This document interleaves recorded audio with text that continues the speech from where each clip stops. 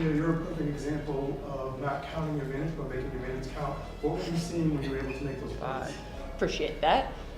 You just have to stay ready. I think that's kind of been my whole career is... The basketball world thought they had seen every possible rivalry, every conceivable feud, and every backstage meltdown the league had to offer over its decades of history. For years, the narratives were easily controlled by PR teams, neatly packaged into post-game press conferences where athletes delivered rehearsed answers and smiled for the cameras.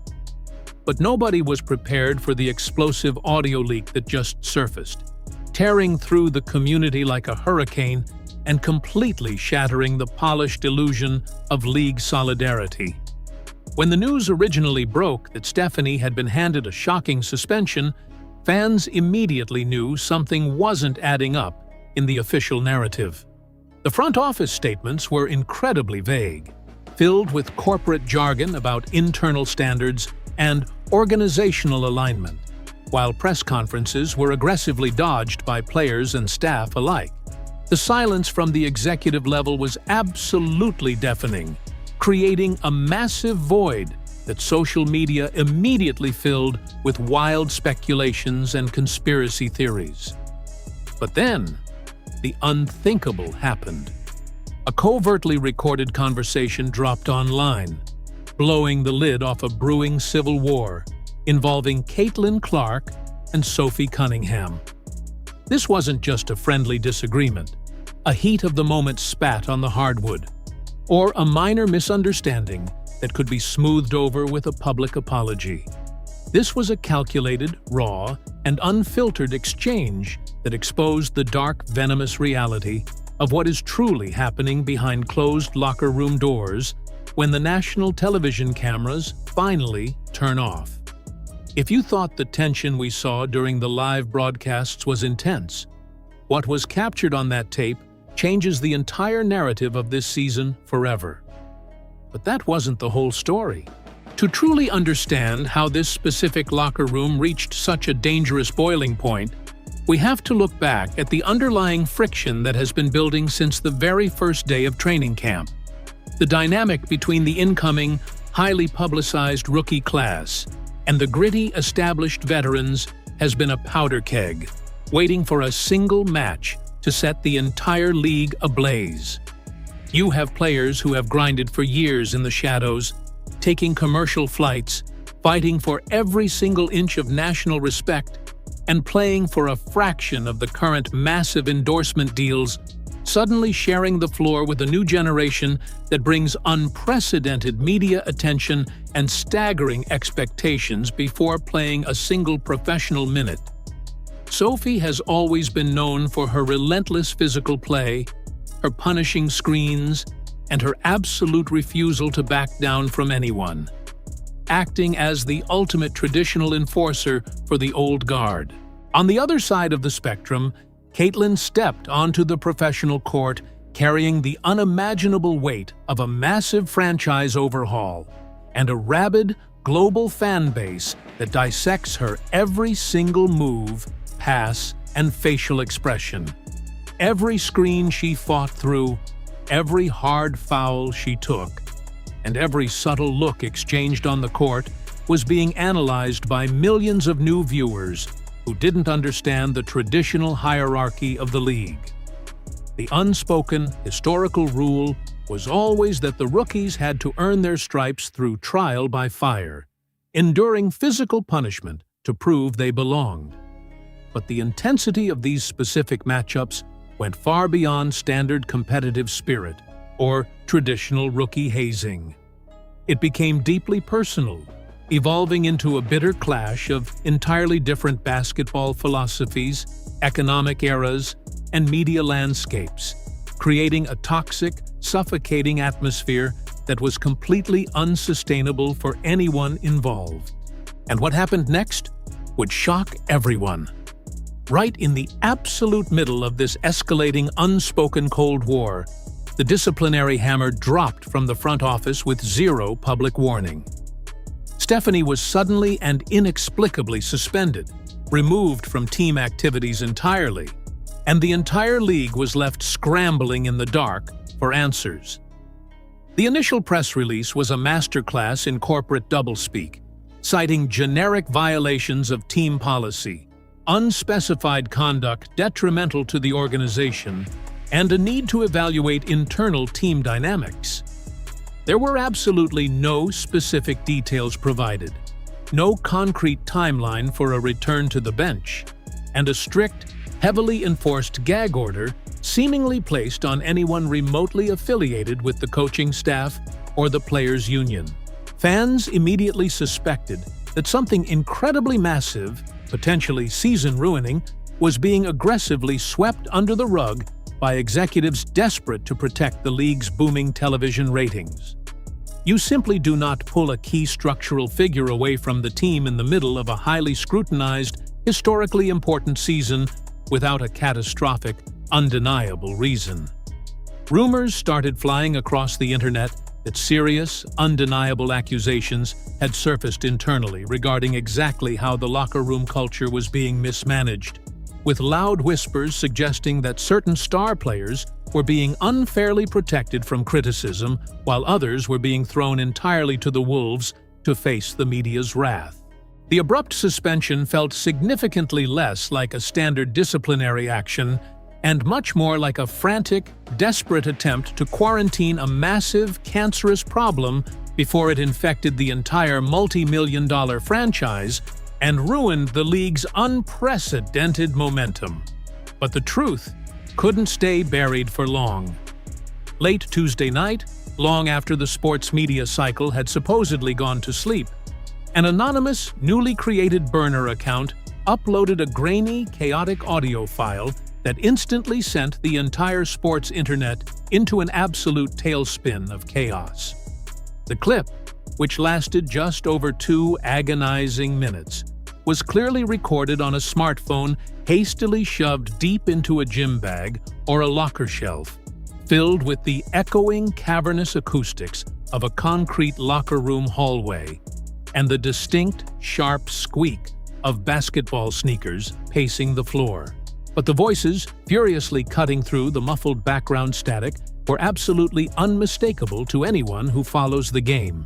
It was a raw, uncensored, deeply personal screaming match that violently stripped away all the polished, highly expensive media training these professional athletes usually hide behind when dealing with the public. You could hear the pure, unadulterated frustration, the years of suppressed anger from the veteran side, and the undeniable, terrifying sound of professional boundaries completely shattering in real time. The leak instantly confirmed every single dark fan theory that the public smiles, the polite post-game handshakes, and the unified team social media posts were nothing but a carefully orchestrated, highly lucrative illusion designed to keep the sponsors happy. This was an unfiltered, terrifying glimpse into a highly stressful, pressure cooker environment where millions of corporate dollars, massive personal egos, and extreme, unrelenting public scrutiny were finally, violently colliding. The internet detectives immediately went to absolute work, downloading the file before the league could issue takedown notices, aggressively isolating the audio tracks, enhancing the muffled dialogue, and deciphering exactly what was being screamed in the furious heat of the moment. And the words spoken were absolutely brutal. Sophie's commanding voice dominated the entire first half of the leaked tape, and she was clearly not holding back a single piece of her mind or showing an ounce of restraint. She let it all completely out, furiously tearing into the blatant double standards and the overwhelming, suffocating media circus that she felt was completely disrespecting the veteran players who literally built the foundation of the league with their own blood, sweat, and torn ligaments. She loudly called out the perceived inconsistencies in the foul calling, the alleged preferential treatment regarding travel and accommodations, and the sheer, unfiltered audacity of expecting the older, battle-tested players to just roll over and politely hand over the keys to the kingdom to a rookie. There was absolutely no hesitation in her aggressive delivery. It was a fiery, unapologetic, intensely personal defense of her hard-earned turf and her professional legacy. She used some incredibly harsh, venomous language, dropping multiple heavy DMNs and aggressive châties that made it crystal clear to anyone listening that this wasn't some staged PR stunt or a fake wrestling promo designed to drum up ticket sales. It was the visceral sound of a fiercely competitive, highly proud athlete who felt completely backed into a corner by a changing industry and decided to come out swinging with everything she had left. Her raw, unchecked emotion highlighted a massive, systemic disconnect in exactly how different generations of players view the rapid evolution of the women's game, proving definitively that the tension wasn't just about putting a basketball through a hoop. It was about deep-seated pride, financial legacy, and the agonizing feeling of being entirely unheard and discarded by the very people running the show. But the response she got was just as intense. Caitlyn's immediate reaction on the recording completely and utterly shattered the mainstream media narrative that she was just keeping her head down, staying humble, and ignoring the outside noise. While her voice was noticeably more measured and controlled than Sophie's screaming, the words she chose were ice-cold, highly calculated, and sharp as a surgeon's knife. She didn't back down a single inch, firing back with incredible precision about the immense, crushing pressure she personally carries every single night, and the undeniable reality that the league's exploding popularity, sold-out arenas, and massive new television contracts aren't just a random accident. She aggressively defended her space and her right to exist at the top of the hierarchy, making it brutally known that she wasn't going to apologize for the massive spotlight that constantly follows her. Nor was she going to be bullied, intimidated, or physically battered into submission by older players trying to gatekeep the sport. It was a fascinating, deeply revealing psychological standoff, exposing a fiercely competitive, almost ruthless edge to the rookie that rarely makes it onto the smiling national broadcasts or the national commercial campaigns. She directly and fearlessly addressed the physical targeting she had been enduring, aggressively challenging the veteran notion that she hadn't earned her place on the floor because she hadn't suffered through the same historical hardships. Hearing her perfectly match that intense veteran aggression behind closed doors proved beyond a shadow of a doubt that she is fully aware of the massive target painted on her back and is more than ready to go to absolute war to protect her position, her brand, and her future in the league. The fallout behind the scenes was instant and chaotic. The very second the tape went viral across every major social media platform, the front office was thrown into an unprecedented blind panic, immediately realizing they had completely and totally lost control of the most important narrative in the history of their sport. Emergency, high-level Zoom meetings were frantically called in the middle of the night, bringing in crisis management PR teams who drafted dozens of different public statements that they ultimately scrapped because nothing could spin this disaster. Executives were frantically trying to figure out exactly who hit the record button, launching aggressive internal investigations, pulling security footage of the locker room hallways, and interrogating staff members to find the source of the devastating leak. The mysterious suspension of Stephanie suddenly made terrifying, crystal-clear sense in the context of the leaked audio. It seemed painfully obvious that she was either completely unable to control the violently escalating warfare within her own roster, or she had completely lost the trust and respect of the very players she was supposed to be leading into battle. There were intense, highly credible rumors leaking to sports journalists that league officials were threatening massive, unprecedented financial fines and potential long-term suspensions for absolutely anyone in the organization who dared to speak about the leaked audio publicly. The corporate executives were absolutely terrified that their massive blue-chip sponsors would pull out of their upcoming advertising deals, deeply worried that the carefully crafted, highly profitable image of a unified, empowering, sisterhood-driven league was being completely destroyed by this ugly, venomous, and undeniable reality.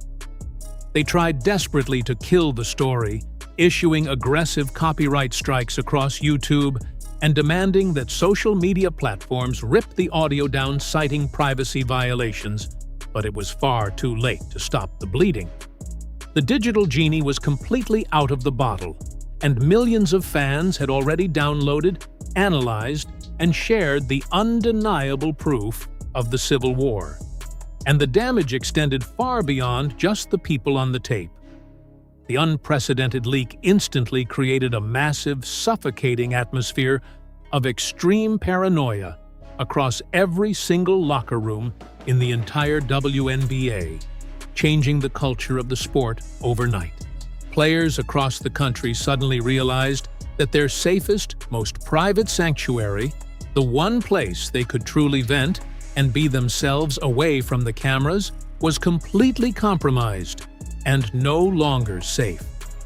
This devastating realization led to fractured alliances, broken friendships, and a profound league-wide lack of trust that began heavily impacting team chemistry on the court.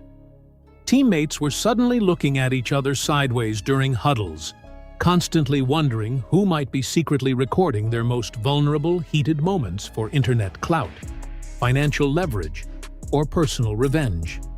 The sacred, unspoken code of the locker room had been violently and permanently broken, forcing players who had nothing to do with the initial argument to secretly take sides in a bitter civil war they never asked to be a part of. The entire dynamic of the highly anticipated season shifted overnight, with every single interaction, every timeout huddle, every hard foul on the court, and every post-game handshake now being aggressively viewed by the fans and media strictly through the incredibly dark lens of this leaked conversation. The brutal reality is that this dramatic, unprecedented event exposed an incredibly deep systemic fracture in exactly how the league is currently handling its rapid, explosive economic growth.